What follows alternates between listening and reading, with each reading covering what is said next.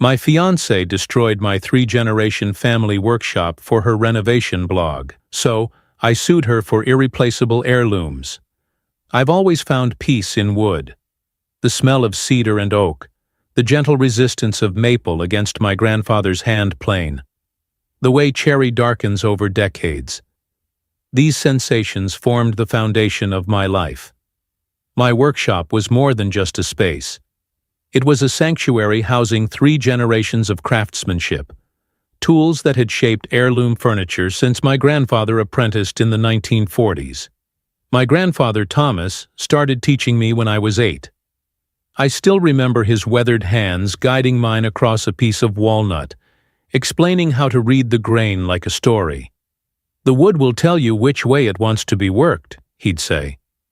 When he passed, he left me his complete set of tools, hand planes with handles worn to the exact shape of his grip, chisels he'd resharpened countless times until they were slightly concave in the middle, and measuring tools calibrated to his exacting standards.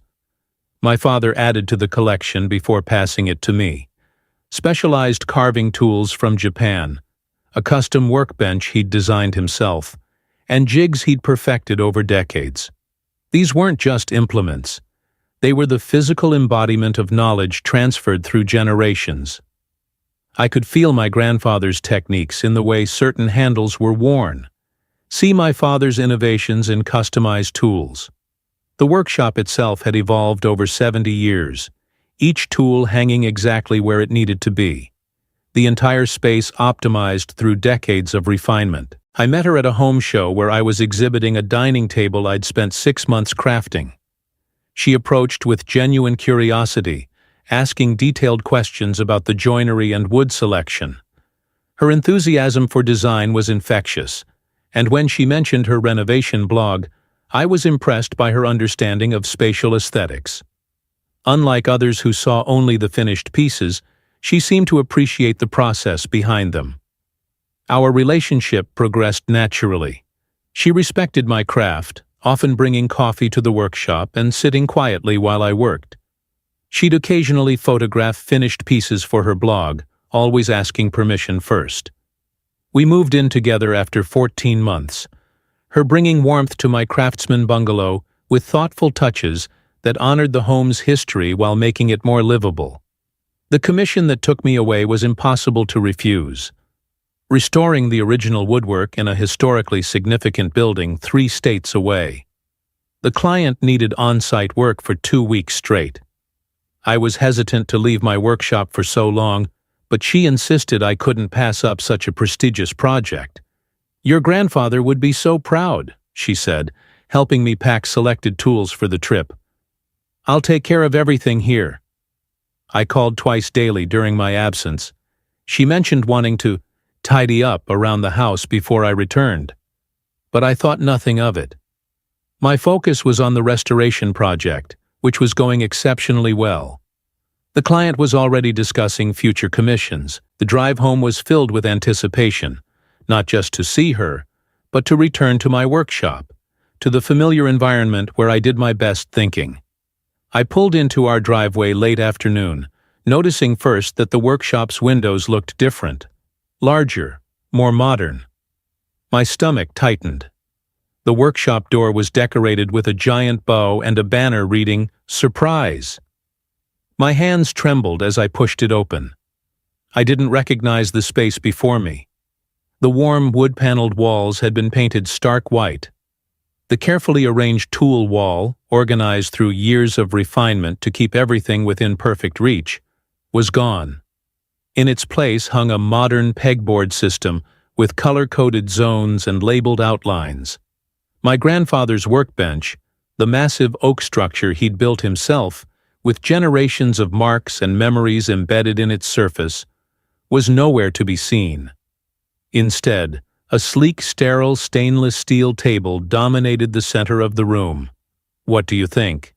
She was beaming behind me, tablet in hand, already recording my reaction. "I've been documenting everything for the blog. The post is already getting amazing engagement." I couldn't speak. My eyes darted around frantically, trying to locate my grandfather's hand planes, my father's Japanese chisels. Instead, I saw new tools still in packaging, arranged for aesthetic appeal rather than functionality. Where are my tools? I finally managed. I had to make some hard decisions. She swiped through before and after photos on her tablet. Most were so worn and outdated. I donated the better pieces to my followers. You should see how excited people were to win authentic vintage tools in the giveaway. The room tilted. I steadied myself against the doorframe, trying to process what she was saying. My entire heritage, irreplaceable tools refined through decades of use, carrying the physical memory of my family's hands, had been given away as contest prizes to strangers. The workbench was the biggest challenge, she continued, oblivious to my horror. It took 4 guys to haul it out. But look at this new adjustable height model. It's ergonomic and has built-in power stations. I stared at the stainless steel monstrosity. My grandfather's bench had been constructed from oak he'd personally selected and aged for 3 years. It had dovetailed drawers that slid perfectly after decades of use, vices he'd installed with careful precision, and a surface that told the story of every project our family had ever created. "Where is it?" I asked, voice hollow. "The salvage company took it." "Don't worry. They gave me a fair price for all the old wood and metal. I put it toward the renovation budget." The next weeks passed in a blur of devastation and legal consultations. I learned that she'd documented everything meticulously for her blog, providing unintentional evidence of exactly what she'd disposed of and how. She'd even created detailed unboxing videos of my family's antique tools before giving them away, inadvertently creating an inventory of what was lost. Her blog's parent company initially tried to frame it as a relationship misunderstanding, offering a settlement that covered barely 1/10 of the monetary value. They didn't understand that these items were irreplaceable. No amount of money could recreate the worn handle of my grandfather's favorite smoothing plane, shaped by his hand over 50 years of daily use. When I filed the lawsuit, naming both her and the media company that profited from her blog, her defense was that she'd been acting out of love, creating a more efficient workspace as a gesture of support for my career. She seemed genuinely shocked that I didn't appreciate the sterile, photogenic workshop she'd created. The woodworking community's response was immediate and overwhelming. Master craftspeople I'd never met submitted expert testimonials about the value of vintage tools. Historical preservationists provided documentation about the cultural significance of disappearing hand tool techniques. Former clients spoke about furniture I'd created using those specific tools, establishing their connection to my professional reputation and livelihood. Most touching was the effort to recover what was lost. A network of woodworkers began tracking down the tools she'd given away, approaching winners from her contests to explain the situation. Some returned items voluntarily, others required negotiation. My attorney added these recovery costs to the damages. Robert, a retiring craftsman from Vermont who'd followed my career, reached out with an extraordinary offer. "I have no children interested in woodworking," he wrote. "My tools were heading to auction, but I'd rather they go to someone who understands their value."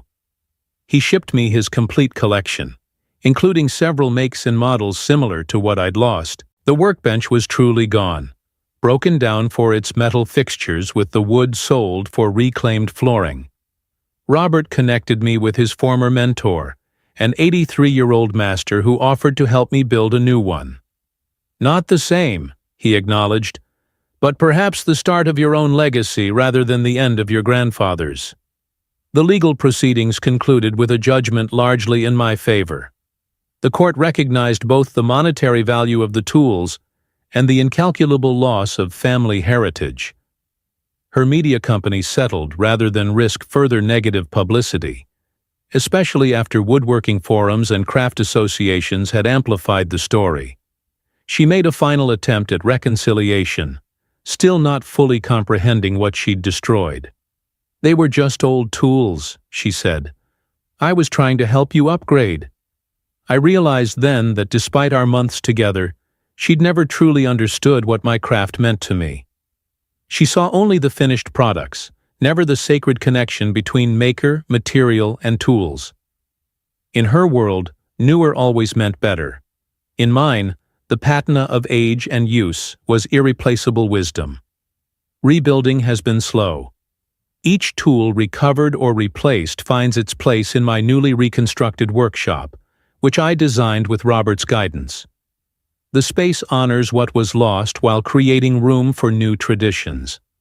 I've installed proper security and written detailed provenance documents for each significant tool, ensuring their history won't be forgotten. Sometimes at night, I run my fingers over the worn wooden handle of one of my grandfather's rescued chisels, one of the few original pieces recovered, and I can almost feel his hand guiding mine again. I'm learning that legacy isn't just in the objects, but in the knowledge they help transfer. With each piece I craft, using both the recovered heirlooms and new tools that will someday carry their own history, I extend that legacy forward. If there's wisdom in this painful chapter, it's that true understanding between people requires respecting what the other holds sacred, not just in words, but in actions. What appears to be just a collection of worn tools to one person might be an irreplaceable connection to family history for another.